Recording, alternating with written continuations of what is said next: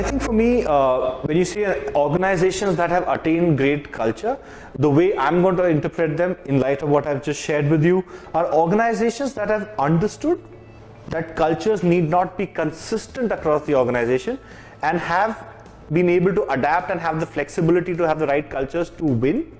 I think, of course, some of the tech companies are doing a really good job at that, right? So Airtel, of course, and that's the example I've shared with you more closer to home, but I think Google is a company that does a really good job in terms of integrating different cultures versus trying to drive one culture in the organization. They do a really good job of that, right? I think Google would be one, definitely. Facebook is the other.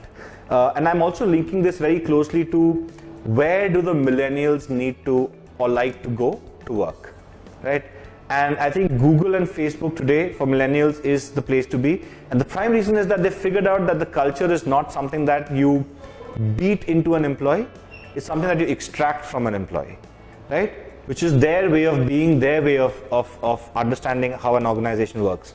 I think Google and Facebook are two great ones, but I think many of the companies in my space, so in the FMCG space, have started that journey fairly well. So I think P&G at some level has understood that culture, of course, you hold what's dear to you, but change everything else. I think we've truly started to adapt to that now.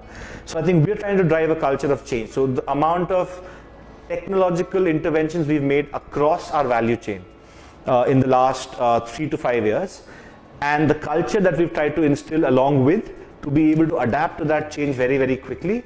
I think we've started that journey. We're, of course, a significant way off of where we want to be. But also, I think companies like Levers and Mondelez have made similar interventions in terms of culture. So I think these are the few companies today that when you mention culture, get spoken of time and again.